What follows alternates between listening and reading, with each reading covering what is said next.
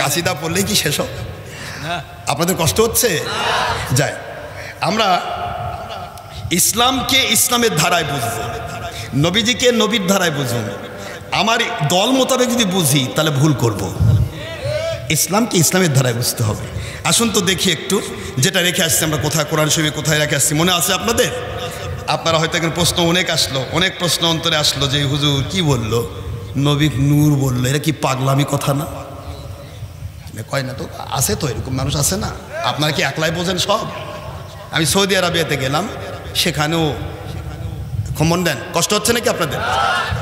Saudi আরবে গেলাম, সেখানেও শায়েক একজন আমার সামনে দাঁড়িয়ে গেছে, দাঁড়িয়ে কয় হুজুর আপনি ডক্টর আশরাফ সিদ্দিকী? আমাকে বলতেছে মৌলানা সাহেব। হুজুরও তো কয় না, মৌলানা সাহেব। তাই আমি বললাম ভাইজান আপনি মৌলানা সাহেব বললেন যে, কি বলবো আপনার? আমি কি একটা নাম ধরে কোন মৌলানা যে বললেন, হুজুরও বলা যাবে না, মৌলানা সাহেব। মৌলানা তো আল্লাহর নাম, আনতা মাওলানা ফানসুরনা আলাল কওমিল কাফিরিন, এটা কোরআনের বাণী, আল্লাহ পাক আমাদের মৌলানা। তাহলে একটা হুজুরকে মৌলানা করছেন, তাও তো বিপদ। কথা বলেন মৌলানা সাহেব। আচ্ছা জি। আরে ডক্টর আশরাফ সিদ্দিকী? জি। আচ্ছা আশরাফ সিদ্দিকী ভালো তো, আপনি তো অনেক ভালো ভালো ওয়াজ করেন, কিন্তু আপনার ওয়াজের ভিতরে যথেষ্ট বেদাত ঢুকে গেছে। ভাই বেদাত ঢুকলে তো করার কিছু নাই। এখন আমার কোম্পানির তো বেদাত আছে যে করি, আপনার কোম্পানিতে হয়তো নাই, এ তো করেন না, আমার তো অসুবিধা নেই। কয় না বেদাত রাখা যাবে না। ঠিক তো, ঠিক বলেছেন তো, বেদাত রাখা যাবে না। হ্যাঁ, কুল্লু বিদাতিন দলালা কুল্লু দলালাতিন ফিন্নার। আপনি হাদিস জানেন না? হ্যাঁ জানি তো, কুল্লু দলালাতিন ফিন্নার কুল্লু বিদাতিন দলালা। আচ্ছা ভাই, আপনার হাতে যে এই পিঠার মতো টিভি মোবাইলের কোন নবীর সুন্নত? এটাতে কি করেন আপনি? সাধারণ মানুষ নয় ভুল করতেছে, তারা নেটের মধ্যে ঢুকে দেখে, সে দেখে, ছবি দেখে, মুভি দেখে। তা আপনি কি দেখেন? কি ম্যাজিক দেখেন? মুখ বেঁকা হয়ে গেল। টিভি মোবাইল উদ্দেশ্যই তো ছবি, কথা কনে। নেট ঢুকতে হবে, ফেসবুকে যান, ইউটিউবে যান, যেটাতে ঢোকেন পাইকারি ছবি। তা আপনি তো ভাই বেদাত মুক্ত থাকবেন, যে বেদাত মুক্ত থাকবে না সেটা তো আলাদা কথা। তো কুল্লু বিদাতিন দলালা, সব বেদাতি যদি জাহান্নামী হয়, তা আপনি মোবাইল যে হাতে রাখছেন ভাই, এটা তো নবী কোনোদিন হাতে মোবাইল নেয়নি, সাহাবিও নেয়নি। তারপরে তো টিভির কথা তো প্রশ্নই নাই। কুল্লু মুসাওবিরুন ফিন্নার, আপনি কি বুখারী মুসলিমে পড়েন নাই? মুসলিম হিসেবে দ্বিতীয় খণ্ড, আরবি ভলিউম, লেবানিস ছাপা, ইন্ডিয়ান ছাপা, বাংলা বাজার, ঢাকার ছাপা, পাকিস্তানি ছাপা, মিশরি ছাপা, প্রথম খুললেই তো পাবেন। এখানে দ্বিতীয় খণ্ড 202 পৃষ্ঠার 2 নম্বর লাইনের পরের হাদিস, খুদ কল রাসূলুল্লাহ সাল্লাল্লাহু আলাইহি ওয়াসাল্লাম কুল্লু মুসাওবিরুন ফিন্নার। ইচ্ছা করে ধর্মের নাম লেবেল লাগায়, সাধারণ মানুষ ভুল করবে, রাজনীতিবিদ ভুল করবে, তারা একদিন একদিন তওবা করবে। কিন্তু ইচ্ছা করে যে ব্যক্তি ছবি ভিডিও টিভির সাথে লেগে থাকবে, যতদিন পর্যন্ত ওই ছবি ভিডিওতে সে জীবন দিতে না পারবে, যত বড় আমলদার হোক, ও ততদিন জাহান্নামে থাকবে। জাহান্নামের আমল পকেটের মধ্যে রাখে ভাই বেদাত তাড়াচ্ছেন। শায়েকের মুখ টুক বেঁকা হয়ে উত্তর দিক থেকে দক্ষিণ দিয়ে গেছে। আমার কথা বোঝেন নাই? আমি তো পৃথিবীর যে প্রান্তেই যাই, আমার মালিকের দয়া, আমি কাউকে ছাড় দিই না। আমি বললাম ভাই ঠিকই তো আছে বেদাত, তাহলে এখন আপনার কোনটা বেদাত কোনটা হারাম? আপনি তো হারাম লেগেছেন পকেটের মধ্যে, আর যদি বের করি টানে তাহলে তো সবই বেরোবে। আমি তো বের করি না এখনো। আপনি করছেন কুল্লু বিদাতিন দলালা কুল্লু দলালাতিন ফিন্নার। প্রত্যেক বেদাতি পথভ্রষ্টতা, প্রত্যেক বেদাতি পথভ্রষ্টতা, প্রত্যেক বেদাতি পথভ্রষ্টতা, আর প্রত্যেক পথভ্রষ্টতা জাহান্নামী। ঠিক আছে তো, আপনার হাদিস যদি ঠিক থাকে তাহলে আপনি যে লুঙ্গি পরেছেন এটাও বেদাত, খুলতে হবে, কারণ আপনার লুঙ্গি আমার নবী পরেনি। দেখান আপনি হাদিস বের করেন, নাকি এটা দিনের বাইরে বলবে? লুঙ্গি পরা কি দিনের বাইরে? ল্যাংটা হয়ে থাকবে কইছে না কাপড় পরা কইছে? লিবাসুত তাকওয়া বলে নাই কোরআন শরীফে? কোরআন শরীফ আছে লিবাসুত তাকওয়া, তাকওয়ার পোশাক পরতে হবে। আর তাকওয়ার পোশাক ওইটা যেটা আমার নবীজির সুন্নাত। তাহলে আপনার লুঙ্গিটার দলিল দেন, আমার আপনি পাজামাটার দলিল দেন, প্যান্টুলটার দলিল দেন, আপনি যে জামা পরেছেন দলিল দেন, লাল রুমালটা যে এই দিক থেকে এইভাবে কোনা সাজিয়েছেন দলিল দেন, মাথায় যে টুপিটা পরেছেন কোন নবী পরেছেন আমার দলিল দিতে হবে। কথা কয় না। আওয়াজ দেন না, কি হলো? রাগ করছেন আপনারা? আমাকে রাগ করছেন? তাহলে তো আপনি তো বেদাত মুক্ত। বেদাত যে মুক্ত নয় সে সব করতেছে। আমি তো বেদাত মুক্ত, কারণ কুল্লু দলালাতিন ফি কুল্লু বিদাতিন দলালা কুল্লু দলালাতিন ফিন্নার। প্রত্যেকটা বেদাত গুমরাহি, প্রত্যেকটা গুমরাহি জাহান্নামী। তাই যদি হয়ে থাকে তাহলে আপনার জিন্দেগির প্রতিটা জিনিস খুলবো, হয় সুন্নত দিয়ে প্রমাণ করতে হবে, নয়তো খুলতে হবে।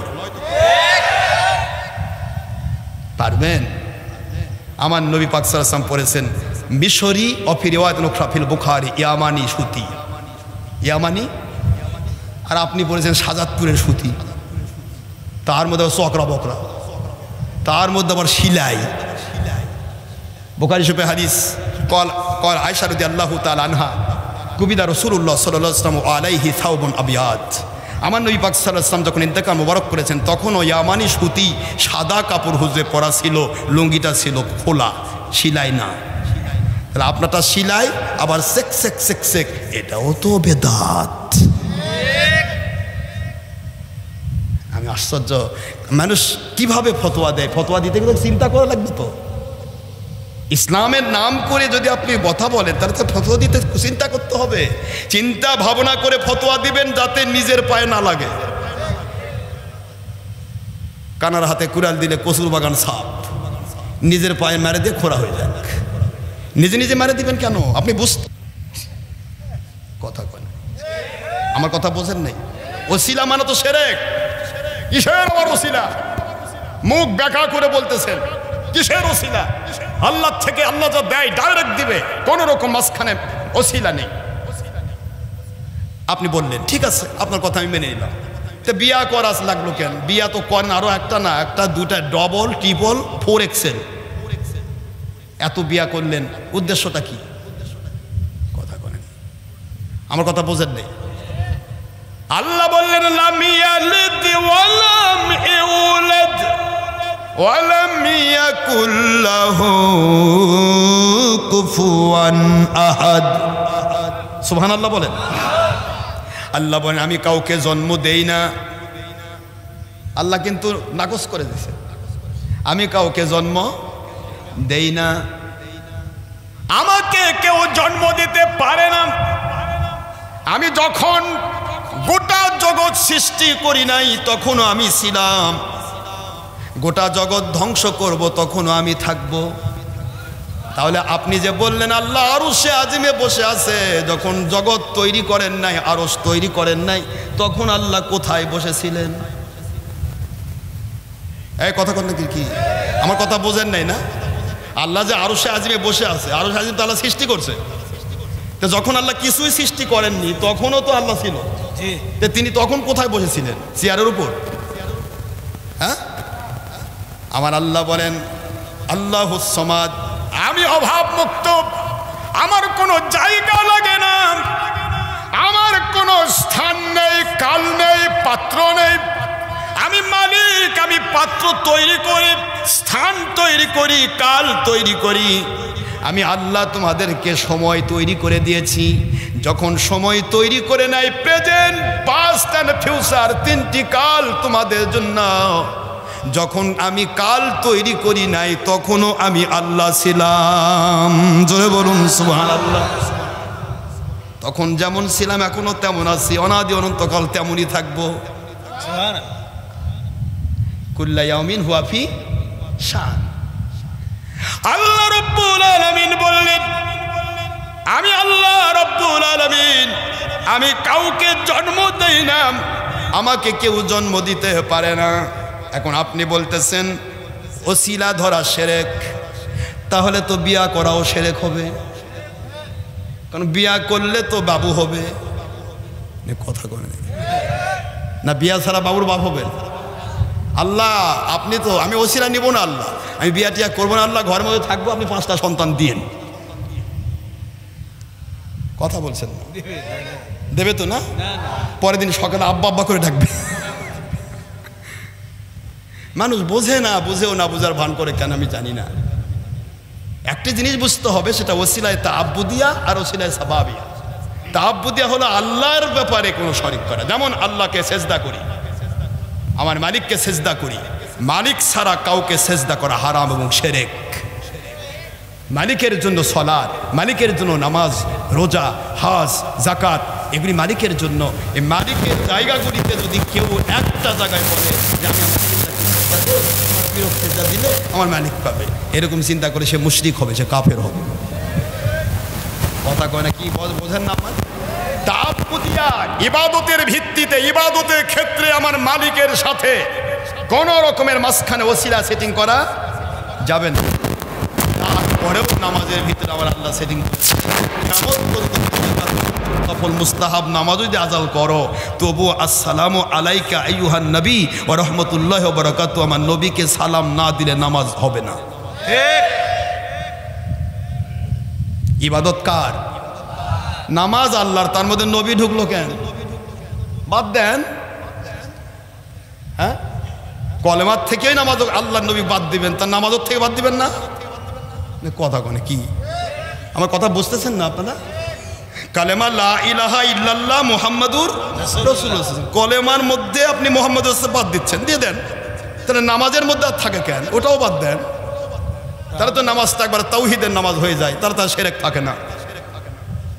কথা কয় না। তাহলে জানাজা নামাজের দরুদ বাদ দেয়া লাগবে। কথা, কোরআন শরীফের আয়াতও কাটা লাগবে। মুহাম্মাদুর রাসূলুল্লাহ কোরআনে আছে না নেই? কয় জায়গাত? এই পাতাতে একটা, ওই পাতাতে একটা, না একসাথে? আপনার আমার কথা বুঝতেছেন না? মুহাম্মাদুর রাসূলুল্লাহ সাল্লাল্লাহু আলাইহি ওয়াসাল্লাম, এই কথাটা কোরআন শরীফের সূরাতুল ফাত 26 নম্বর পারা 48 সূরা আয়াত নম্বর 29 একাংশ। মুহাম্মাদুর রাসূলুল্লাহ সাল্লাল্লাহু আলাইহি ওয়াসাল্লাম, মুহাম্মাদুর রাসূলুল্লাহ, এই রাসূলুল্লাহ, রসুল আগে আল্লাহ পরে, শিরক হয়ে গেল না? হায় হায় হায়, হলো কিটা? কোরআনও তো, কোরআনের অংশ তো কাটা লাগবে। একসাথে নবী আর মোহাম্মদ রাখলে যদি শিরক হয়ে যায়, মসজিদে রাখা যাচ্ছে না। মসজিদে মোহাম্মদ সাল্লাল্লাহু আলাইহি ওয়াসাল্লামের নাম আল্লাহর সাথে রাখলে শিরক হয়ে যাবে। তা কোরআন শরীফের মধ্যে মুহাম্মাদুর রাসূল যে একসাথে আছে, ওটা কাটবেন না? মায়েদা 5 নম্বর সূরা 6 নম্বর পারা সূরাতুল মায়েদা আয়াত নম্বর 15, মনে রাখবেন। এটা যে যেদিকে ব্যাখ্যা টানে নিয়ে যাওয়া চায়, কোরআনের বাইরে আমি যেতে পারবো না। আল্লাহ বলেছেন কদ জাআকুম, যার ভিতরে হুয়া জমির আছে, আসেনি? কুম, তোমাদের নিকটে, মাঝে ইস্তেমরে, তোমাদের নিকটে এসেছেন তিনি, মিনাল্লাহ, আল্লাহর পক্ষ থেকে, তিনি নূর। কিভাবে নূর সেটা মালিক জানে, আমার আল্লাহর হাবিব জানে, আমার জানার দরকার নেই। মালিকের হুকুম, আমার নবী নূর। কথা ঠিক আছে তো নাকি? এরপরে ওয়া কিতাবুম মুবিন, ওয়াই আতেফা, ওয়া কিতাবুম মুবিন, এবং একটি স্পষ্ট কিতাব। এই স্পষ্ট কিতাব নিয়ে যে মানুষ, পুরুষ মানুষ পৃথিবীতে তোমাদের নিকট আল্লাহর পক্ষ থেকে এসেছেন, তিনি নূর। এখানে জিবরাইলও বুঝাবে না, জিবরাইল কিন্তু মানুষ নয়। কথা বলছেন না কেন? তাই মানুষের মধ্য থেকে তোমাদের নিকটে একজন পুরুষ এসেছেন কোরআন নিয়ে, তিনি কি? জিবরাইল কি পুরুষ, মহিলা? তাহলে জিবরাইলও বোঝাচ্ছেন। তাহলে এখানে বোঝানো হচ্ছে, আচ্ছা কোরআন বোধহয় পুরুষ না? আচ্ছা, তাহলে হলো, তাহলে কদ জাআকুম মিনাল্লাহি নূর, তোমাদের নিকটে এসেছেন তিনি একজন পুরুষ নবী, মিনাল্লাহ, আল্লাহর পক্ষ থেকে, নূরুন, তিনি নূর, ওয়া কিতাবুম মুবিন, একটি স্পষ্ট কিতাব নিয়ে তিনি এসেছেন। আমি তো আপনাকে বলি, এই ফুলের তোড়াটি এবং এই মাউথ পিসটি মাঝখানে এবং আছে। এখন আপনি যদি এবং তুলে দেন, তাহলে ফুলের তোড়াটি মাউথ পিসটি এক হয়ে গেল। কথা বলছেন না কেন? এখন যদি কেউ বলে কেতাব হলো এই নূর, কেতাব, নূর মানে কেতাব, তাহলে মাঝখানে ওয়াও সে চুরি করছে। কথা বলে কিনা? এই নূর আর কিতাব ও মুবিনের মাঝখানে কি আছে? Wow, and, conjunction. এইটা এবং এইটা, এবং মাঝখানে দুটাকে ফাসলা করছে কিনা? এটা এবং এটা দুটা আলাদা কিনা? বলে না, বলতে হচ্ছে না, আলাদা। তাহলে এখন কেউ যদি বলে যে এটা আর এটার মাঝখানে এবং রাখবো না, তাহলে ফুলের তোড়া ফুল মানে তোড়াটি ফুল, ফুলটি তোড়া, এই হয়ে যাবে অর্থ, এবং না থাকলে। এখন যারা বলতেছেন ভাইয়েরা যে এই নুরুন মানে কিতাবুম মুবিন, কোরআন, তাহলে বোঝা যাচ্ছে যে মাঝখানে ওয়াও সে চুরি করছে। ঠিক, ওয়া যদি থাকে তাহলে নূর আর কিতাব আলাদা হবে। আর এই ব্যাখ্যা করেছেন রয়ুসুল মুফাসসির আব্দুল্লাহ ইবনে আব্বাস রাদিয়াল্লাহু আনহু, সাহাবীদের শ্রেষ্ঠ সাহাবী আব্বাস রাদিয়াল্লাহু। তিনি ইবনে আব্বাস বলেন ফি হাজির আয়াতে নূর ইয়ানি নূরে মুহাম্মদুর রাসূলুল্লাহ সাল্লাল্লাহু আলাইহি ওয়াসাল্লাম, এই আয়াতে নূর হচ্ছে মুহাম্মদ সাল্লাল্লাহু আলাইহি ওয়াসাল্লাম, ওয়া কিতাবুম মুবিন ইয়ানি কুরআনুল কারীম। জোরে বলুন সুবহানাল্লাহ। কাজে সাহাবায়ে কেরামের ব্যাখ্যার বাইরে আমি যেতে পারবো না, যেহেতু হুজুর ব্রেক করে দিয়েছেন। আমি আর আমার সাহাবীর সাথে যাদের মত মিলবে তারা জান্নাতি, আমি আর আমার সাহাবীর মতের বাইরে যেটা যাবে ওটা বাতিল, 72 জাহান্নামী। এ কথা আমি বলেছি না, হুজুর বলেছেন। কাজেই বাবারা উল্টা পাল্টা বলবেন না, যেটা আছে যেখানে সেখানে রাখেন।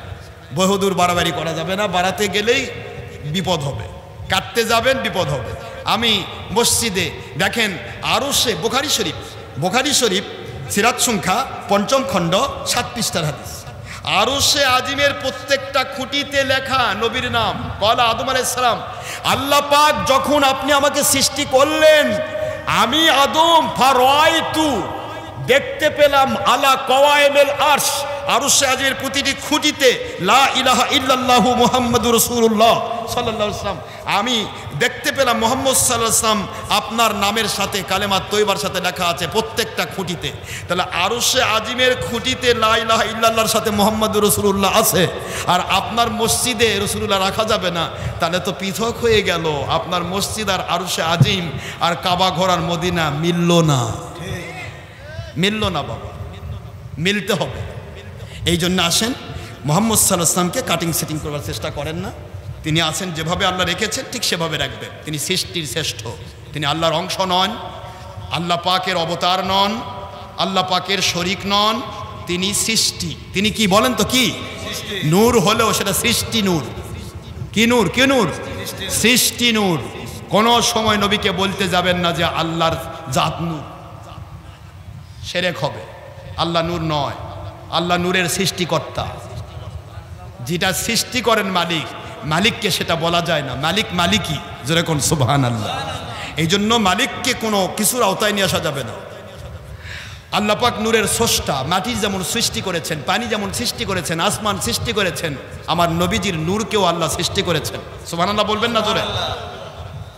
তো যাই হোক, আল্লাহ আমাদের বোঝার তৌফিক দিন। আমি বললে অনেক বেড়ে যাবে, আজকে আর বাড়াচ্ছি না।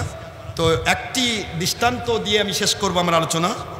এখানে হঠাৎ করেই একজন ভাই, একজন পীর সাহেব হঠাৎ করে মহিলা জামাত শুরু করেছেন। হঠাৎ করে হয়তো ওনার উপর ওহী নাজিল হয়েছে, হতেই পারে। হ্যাঁ, ওহী নাজিল হওয়ার সময় আছে নাকি? তাহলে হঠাৎ হবে কেন? যা হবে সাহাবায়ে কেরাম থেকে এ পর্যন্ত আসতে হবে। আমি আগেই বলেছি 500 বছর আগেকার যদি আমের গাছ হয়, এই রাজশাহীর মাটিতে আপনার দাদার দাদা পর দাদা একটা আমের গাছ লাগাই রাখছে, 500 বছর বয়স হয়ে গেছে। আম সরু ধরতে পারে, হয়তো বা আমটা একটু টক হয়ে যেতে পারে, কিন্তু আমের গাছে অন্য ফল ধরবে না, আমি ধরবে। কি ধরবে বলে না? কি ধরবে? আম ধরলে বুঝবেন ওই ফলটা আসল, আর আম না ধরে যদি অন্য ফল ধরে তাহলেই বুঝবেন নকল, কলম কাটা। এই ভারত পাকিস্তান বাংলাদেশের ইতিহাস আপনারা যদি ভুলে যান তাহলে আমার আপত্তি নেই। এই বাংলাদেশে 800-900 বছর আগে কোনো মুসলমান ছিল না। Bharat Pakistan Bangladesh, this subcontinent called Hindustan, এই হিন্দুস্তানের সর্বপ্রথম মুসলিম হিসেবে যে ছিলেন একজন ব্যক্তি, তার নাম খাজা মুঈনুদ্দিন চিশতি আজমেরি সঞ্জয় রহমতুল্লাহ আলাইহি। তিনি রাজস্থানে এসেছেন, আসার পরে তাকে, তার আলোচনা, তার দাওয়াত, তার চেহারা দেখে আমার মালিকের দয়া নাজিল হলো, আর সঙ্গে সঙ্গে ভারতের 1 কোটি হিন্দু কলেমা পড়ে মুসলমান হয়ে গেল। এই 1 কোটি হিন্দু ভারত পাকিস্তানে ছুড়ে গেল। তারপরে শাহজালাল ইয়ামানি আসলেন, উনি বোধহয় পীর না অন্য কিছু। শাহজালাল ইয়ামানি আসলেন, আপনাদের রাজশাহীতে শাহ মাকদুম সাহেব শুয়ে আছেন, কথা বল না কেন? শাহ মাকদুম আসলেন, খানজাহান আলী আসলেন, শাহ পরান আসলেন, মাইশর বলকি আসলেন। সমস্ত ওলিরা এসে আমাদের হিন্দু বাবা দাদাগুলাকে কলমা পড়ে মুসলমান বানালেন। ওই মুসলমানের সন্তান আমরা এখন মুফতি, মুহাদ্দিস, মুফাসসির, শায়েখ, মাদানি। ওই সন্তানগুলা যদি মুসলমান না বানাতো আমার ওলিরা, পীরেরা, তাহলে আজকে আমরা কিছুই না, হিন্দুর বেটা, নেংটি পরা হিন্দু। এই জ্ঞানটুকু যদি মাথায় থাকে, গোড়া কাটার যদি অভ্যাস না থাকে, পীরের বিরুদ্ধে ফতোয়া দিবেন না। গোড়া না থাকলে আগা বাঁচে না বাবা। আমের গাছে যতই আম ধরো, গোড়া কেটে দিয়ে দেখেন থাকে কি না, থাকবে। এই জন্য বলছি পীর মুরিদির অস্বীকার করতে যাবেন না। পড়েন না আপনি আলাদা কথা, আপনি পীর মুরিদি করেন না আমার আপত্তি নেই, পীর মুরিদি করেন না সেটা আপনার ব্যাপার। আপনি পড়েন, ইউনিভার্সিটি পড়েন না বিশ্ববিদ্যালয়ে পড়েন, পড়েন তো একটা কথা করে দেখেন। আপনি ইউনিভার্সিটি পড়বেন না, বিশ্ববিদ্যালয়ে পড়েন, পড়বেন তো একটা। ওই বিশ্ববিদ্যালয় বাংলা শব্দ আর এর ইংলিশ ট্রান্সলেট হলো ইউনিভার্সিটি। ওই পীরোজা শায়কতায় হুজুরতায় কথা বলেন না কেন? ওস্তাদ ওস্তাজ, যাকে যার অনুসরণ করি, কি অনুসরণ? কোরআনের ব্যাখ্যা করেছে আমার হুজুর, আমার হুজুর তফসির করেছে আমি মানি, আমার হুজুর ব্যাখ্যা করেছে মানি, আমার হুজুর হাদিস লিখেছে মানি, আমার হুজুর চটি বই লিখেছে মানি। তাই এই যে মানতেছেন ওটাই আপনার পীর। এখন ভাষা যেটাই দেন, ভাষা যেটাই দেন, কেউ শায়েক ব্যবহার করতেছে, কেউ জিম্মাদার ব্যবহার করতেছে, কেউ আমির সাহেব ব্যবহার করতেছে, কেউ পীর ব্যবহার করতেছে, কেউ মুর্শিদ ব্যবহার করতেছে। ওই একই ইউনিভার্সিটি আর বিশ্ববিদ্যালয়, সারাদিন আর 24 ঘন্টা কথা করে দেখেন। বাবার আমার যেটাই বলেন উল্টাপাল্টা করেন, সবাই মানি কিন্তু শুধু কম বেশি আছে এইটুকু। কি কম বেশি? সাহাবায়ে কেরাম সকলে বায়াত ছিলেন আখেরি নবীর কাছে। আল্লাহ ওয়াদা করেছেন, ইন্নাল্লাযীনা ইউবাইউনাকা ইন্নামা ইউবাইউনাল্লাহ ইয়াদুল্লাহি ফাওকা আইদিহিম। সূরাতুল ফাত 26 নম্বর পারা 48 নম্বর সূরা আয়াত নম্বর 10। আল্লাহ পাক বলে দিলেন, নবী গো, আপনার হাত মোবারকে যাদের হাত যারা বায়াত হলো, তওবা করলো, ওটা আপনার হাত নয়। আপনি যেহেতু আমার কাছে বায়াত, এই জন্য তারা আমার কাছে বায়াত হলো। সুবহানাল্লাহ। তাহলে রাসূল সাল্লাল্লাহু আলাইহি ওয়াসাল্লাম বায়াত হয়েছে তো, কোরআন সাক্ষী। আল্লাহ রাসূল সাল্লাল্লাহু আলাইহি ওয়াসাল্লাম বায়াত হলেন, সকল সাহাবায়ে কেরাম নবীর হাতে বায়াত হলেন। এখন হুজুর বলেন, মা না আলাইহি ওয়াসাহাবি, আমি আর আমার সাহাবীর মতের সাথে যাদের মত মিলবে তারা জান্নাতি, আমি আর আমার সাহাবীর মতের সাথে যাদের মত মিলবে না তারা যত ইসলাম মানার দাবি করুক, কুল্লুহুম ফিন্নার, তারা জাহান্নামী। বাতিল 72। এবার নবীও বায়াত, সাহাবীও বায়াত। আপনার কোম্পানি যদি বায়াত না থাকে, আপনি কোন কোম্পানিতে আছেন নিজেকে জিজ্ঞাসা করেন। দরকার নেই আমার ফিতনা ফাসাদের, তো দরকার নেই। বায়াত শব্দটা কোরআনের বাণী, বায়াত শব্দ হাদিসে তিরমিজির বাণী। মাম্মাতা বিগাইরি বায়াতিন ফাকাদ মাতা ফিল জাহিলিয়া, যে ব্যক্তি বায়াত ছাড়া মরল সে জাহেলিয়াতের কুফরি অবস্থায় মরল।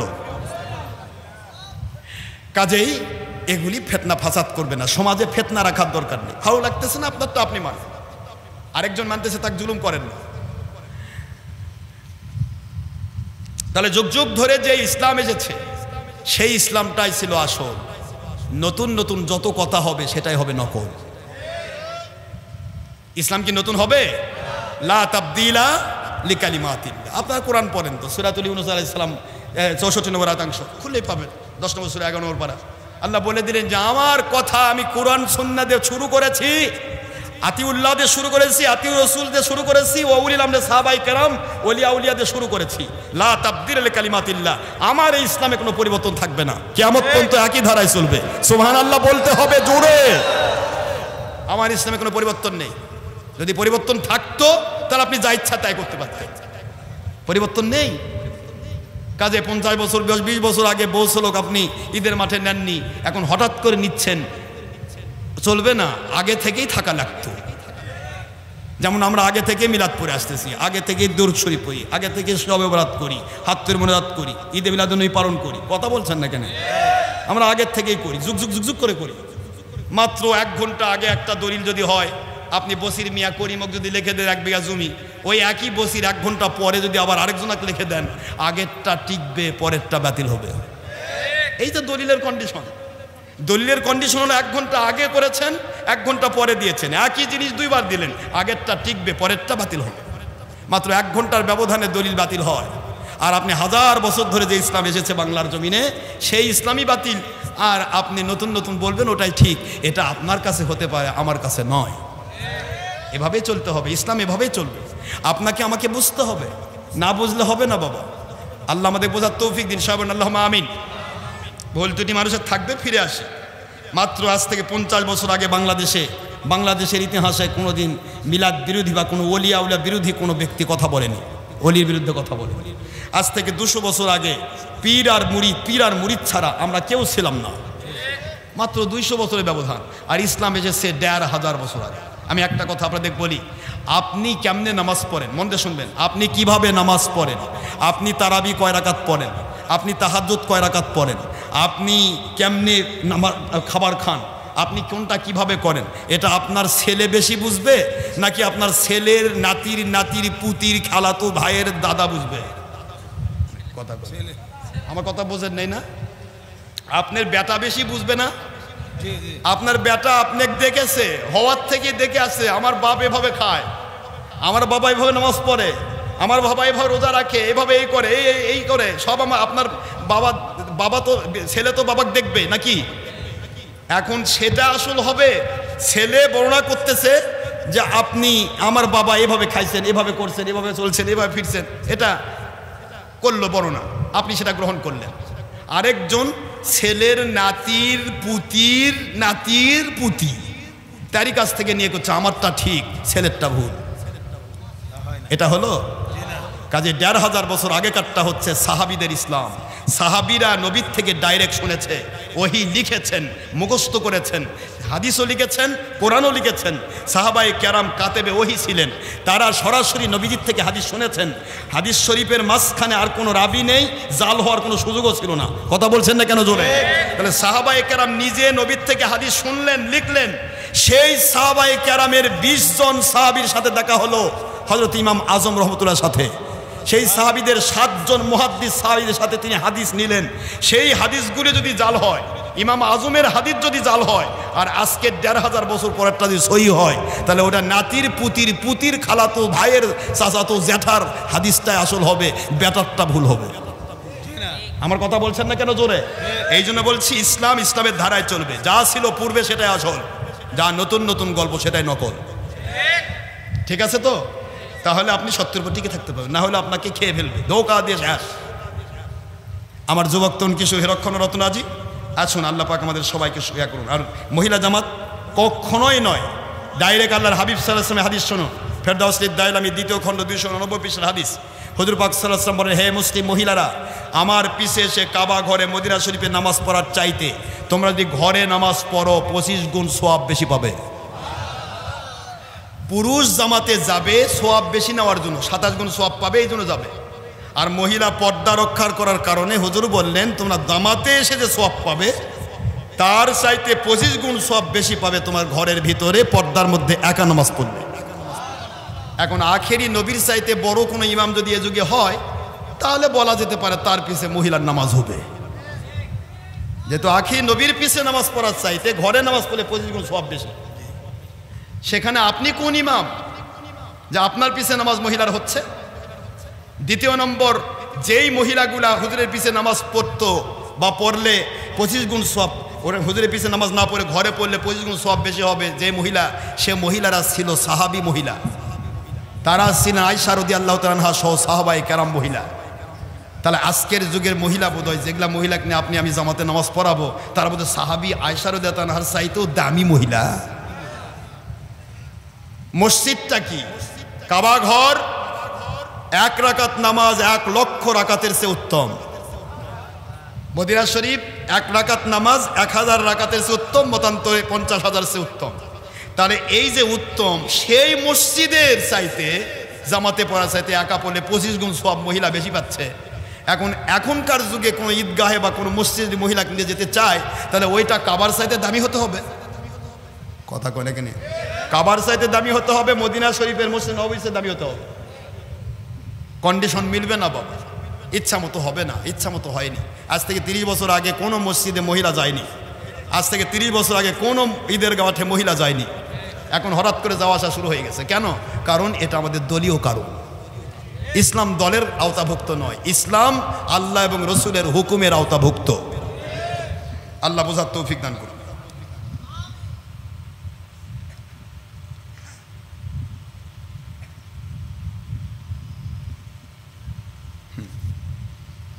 আমি আপনার কাছে বায়াত হওয়ার পরে আমার পরিবার এবং আমার আব্বা আমার সাথে সম্পর্ক খারাপ করেছেন।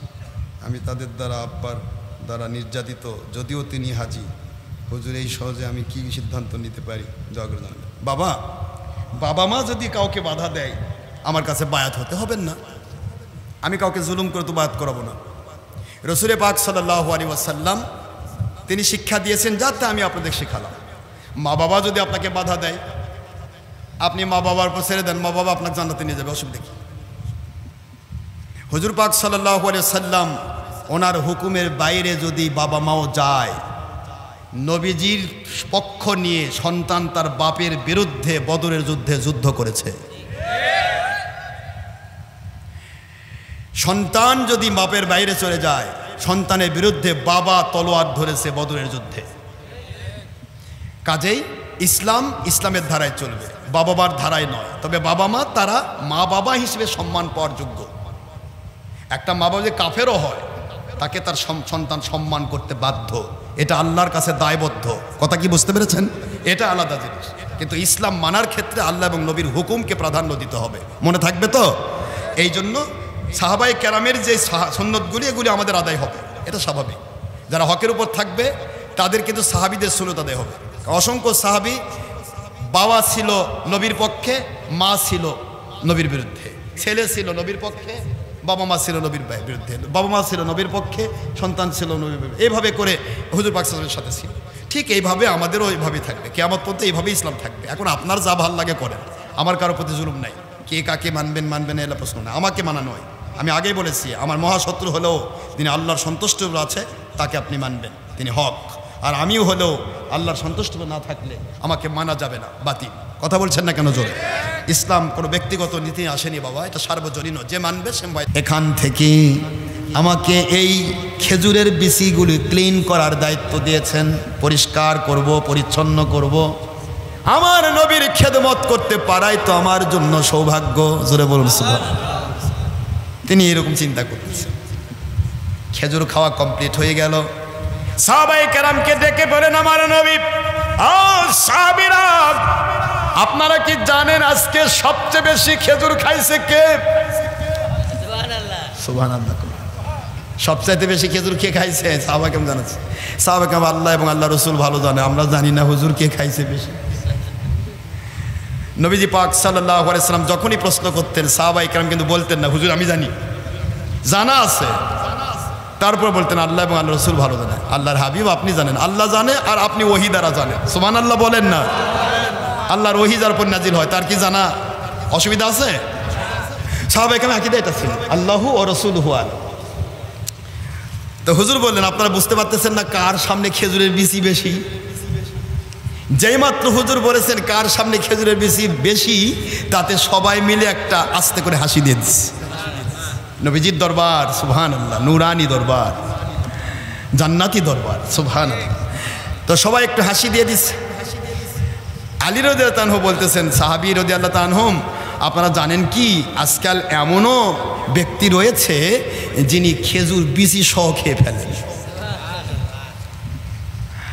এতে আমার নবীজি পাক সাল্লাল্লাহু আলাইহি ওয়াসাল্লাম আস্তে করে একটা মুস্কি হাসি দিয়ে দিলেন। আর হাসির মধ্য দিয়ে সাহাবায়ে কেরাম বলেন, আমার নবীজির দাঁত, দু দাঁতের মাঝখানে ফাঁকা ছিল, ওই ফাঁকা সাইড দিয়ে নূর ঝলকে পড়তেছিল। তো রাসূল পাক সাল্লাল্লাহু আলাইহি ওয়াসাল্লাম কিছুটা হাসি পছন্দ করতেন, কিন্তু অট্ট হাসি নয়, যে হাসিতে মানুষের দিল মরে যায় এমন নয়। তো হাসির বিষয়টা নিয়েই কথা হচ্ছিল। সাহাবায়ে কেরাম একদিন দেখেন হুজুর হাসতেছেন, মনে আছে হাদিসটা? তবরানির হাদিস, সুনাদ দারমির হাদিস, তিরমিজি শরীফের হাদিস। সাহাবায়ে কেরাম রাদিয়াল্লাহু আনহুম তারা দেখে, ইয়া রাসূলুল্লাহ সাল্লাল্লাহু আলাইহি ওয়াসাল্লাম, আল্লাহর বন্ধু আপনি হাসলেন, নিশ্চয়ই কোনো কারণ আছে।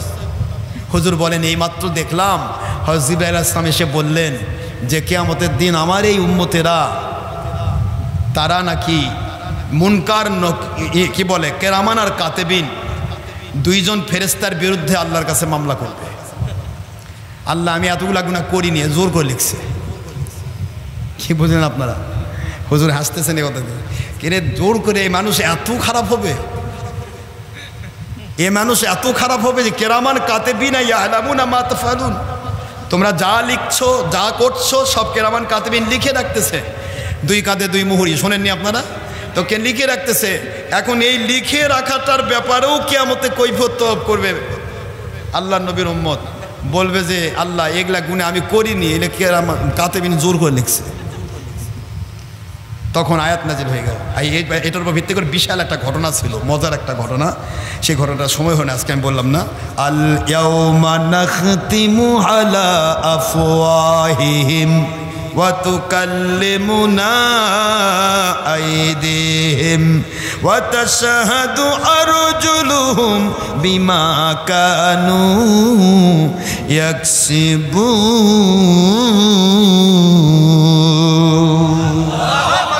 কোরআন শরীফের সূরাতুল ইয়াসিন শরীফের আয়াত শরীফ নাযিল হয়ে গেল।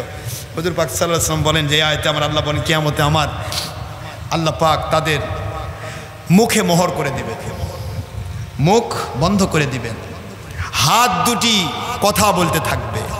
আর এই কথাগুলি হাত যে বলবে আল্লাহ এই করেছি এই করেছি এটা করেছি, আর পা সাক্ষী দিবে। সাক্ষী আপনাকে লাগবে না, সাক্ষী পা দেবে আল্লাহ আমি সাক্ষী আছি, আমাকে নিয়ে হাঁটে গেছি। তারপরে বান্দার এই বিচার কন্ট্রোল হবে। সুবহানাল্লাহ জোরে বলুন। তা আমি বলতেছিলাম আমরা নিজেদের দিয়ে খেয়াল রাখবো বাবা। আমাদের কিন্তু প্রতিটা মুহূর্ত একটা সিসি ক্যামেরা থাকলে একটা মানুষ যেভাবে ওই এলাকায় অপরাধ করতে ভয় পায়, আমার মালিককে যদি তার 100 ভাগের 1 ভাগ ভয় করত কোনো গুনাহ করা সম্ভব হতো না। কথা বলছেন না কেন জোরে? আমার মালিক কুদরতিভাবে সব কিছু মালিকের সিআইডি, আসমান জমিন, আপনার গাছটা, এই গাছও যদি আল্লাহ জিজ্ঞাসা করে কিয়ামতের দিন এই এখানে একটা আম গাছ ছিল, জি তোর সামনে এটা করছে, জি আল্লাহ আমি দেখছি। আপনার 4 সাইডে যাদের সব আপনার বিরুদ্ধে, এমনকি আপনার আমার হাত পা পর্যন্ত আমাদের বিরুদ্ধে কথা বলবে। সুতরাং বাবা ধীরে ধীরে নিজেকে কন্ট্রোল করি। গুনাহ খাতা মানুষের হবেই, অস্বাভাবিক নয়। তবে গুনাহ করে বান্দা যদি আসমান সম গুনাহ যদি হয়ে যায় শয়তানের প্রবঞ্চনায়, আল্লাহ ওয়াদা করেছেন তাকে মাফ করে দিবেন যদি সে ক্ষমা চায়। সুবহানাল্লাহ বলবেন না জোরে? তওবা করতে হবে। তওবা করা নবীদের খাসলত। নবীগণ কখনো গুনাহ করতেন না, কিন্তু হাত তুললেই তওবা করতেন, কাঁদতেন। বুখারীতে কিতাবুত তাওবাতে এসেছে হুজুর সাল্লাল্লাহু আলাইহি ওয়াসাল্লাম বলেন ইন্নী আতুবু ইলাল্লাহি ফি কুল্লি ইয়াউমিন মিআতি মাররা, প্রতিদিন আমি আল্লাহর কাছে 100 বার তওবা করি। সুবহানাল্লাহ বলবেন না? এই জন্য হুজুর বলেছেন আইয়ুহান নাসু তুবু ইলাল্লাহি ইস্তাগফিরু, হে আমার উম্মতেরা তোমরা তওবা করো, ইস্তিগফার করো। আর যখনই তওবা করবে গুনাহ মাফ হবে। আর গুনাহ মাফ হবে যেখানে, ওখানে শয়তান টান মারবে। কারণ শয়তান জানে 50 বছর ধরে গুনাহ করাইছি, হঠাৎ করে যদি মাফ হয়ে যায় তাহলে আমার 50 বছরই লস। কথা কয় নাকি? আমার কথা বোঝেন নাই না? শয়তান গুনাহ করে তো 50 বছর ধরে আপনার গুনাহ করালো, আর আজকে তওবা শরীক হয়ে যে আপনার গুনাহ মাফ হয়ে যায়, তাহলে লসটা শয়তানের না? 50 বছরের পরিশ্রম বৃথা। এই জন্য যে এলাকায় গেলে তওবা হয় ওই এলাকায় শয়তান যেতে দিতে চায় না। যেখানে গেলে গুনাহ মাফ হয় ওই জায়গায় শয়তান থাকতে দিতে চায় না। দেখেন এতক্ষণ ওয়াজ শুনলেন, এখন শয়তান আস্তে করে টান মারতেছে, এখন তওবা হবে, তুই ওঠ, যা শুনছিস ওই হবে, তুই এখন ওঠ, তোর জীবনের গুনাহগুলো যেন মাফ না হয়। কারণ মাফ হলে তো আমরা 50 বছর লস। কথা বোঝেন নাই? এই জন্য শেষ ভালো যার সব ভালো তার। তওবা আমার নবী প্রতিদিন 100 বার করতেন, নিষ্পাপ মাসুম নবী, আমাদেরকে উৎসাহ দেওয়ার জন্য। আমরা গুনার মধ্যে হাবুডুবু খাই, আমরা যেন তওবা করি। হুজুর বলেছেন তওবা করলে কিয়ামতের দিন ওই তওবাটা আমি আল্লাহর কাছে তুলে ধরবো। আমার উম্মত তো তওবা করেছে, আল্লাহ আপনি মাফ করে দেন। আল্লাহ বলেন আমি তো ওয়াদা করেছি, আপনি যা চাইবেন আমি তাই করব। হে আমার নবী, আপনার উম্মতকে মাফ করে দিলাম, নিয়ে জান্নাতে চলে যান। সুবহানাল্লাহ বলবেন না জোরে? এই জন্য তওবা। আল্লাহ পাকও বলেছেন তুবু ইলাল্লাহি তাওবাতান নাসুহা, তোমরা তওবা করো, ইখলাসের সাথে তওবা করো। ইন্নাল্লাহা ইউহিব্বুত তাওয়াবিন ওয়া ইউহিব্বুল মুতাতাহহিরিন, আল্লাহ পাক তওবাকারীদেরকে পছন্দ করেন, ভালোবাসেন। তওবা পছন্দ করেন, তওবাকারীকে ভালোবাসেন, এবং তওবাকারী জীবনে গুনাহ মাফ করে দেন। এই জন্য আমাদের তওবা করা উচিত। আর জান্নাতুল ফেরদৌসের কথা এই জন্য বললাম, যেহেতু হুজুর বলেছেন আমার উম্মত আমার সাথে জান্নাতে থাকবে। আমার মালিক বলেন বন্ধু আমিও কোরআনে সেই হুকুমটাই দিয়ে দিলাম, আমার নবীর উম্মত যে আমার নবীকে ভালোবেসে যে মেনে নিবে। নবীকে ভালোবাসা ইমান, মানা হলো আমল। ভালোবাসা কি? ইমান, আর মানা আমল। নবীকে মানবেন, নামাজ পড়েছে হুজুর আপনি পড়বেন, রোজা রাখতে হুজুর বলেছেন রোজা রাখবেন, হজ করতে বলেছেন হজ করবেন, যাকাত দিতে বলেছেন যাকাত দিবেন, যা যা করতে বলেছেন হুজুর করবেন, এটা আমল। আমল হুজুরের আদেশ মানা, আর হুজুরকে ভালোবাসা ইমান। এই ইমান আর আমলের বিনিময় ইন্নাল্লাযিনা আমানু ওয়া আমিলুস সলিহাত, যারা ইমান আনবে এবং নেক আমল করবে, সঙ্গে সঙ্গে ওই ব্যক্তিকে আমার নবীজির দোয়া তার সাথে জান্নাতের সাথী হবে। এই জন্য আমি তাদেরকে জান্নাতুল ফেরদৌসের মেহমান বানাইলাম। সূরাতুল কাহাফ 107 নম্বর আয়াত খুললেই পাবেন। সূরাতুল কাহাফ 107 নম্বর আয়াত, 18 নম্বর সূরা, শুরু পারার প্রথমেই আল্লাহ পাক বোঝা তৌহিদ। এখানে আবার কি দিলেন? যারা ওমরা পালন করে তাদের হাজি বলা যাবে কিনা? ওমরা হাজি বলতে হবে। হাজি যদি বলাই লাগে তো ওমরা হাজি। কথা বলে হজ করলে হাজি না বললেই কি হবে?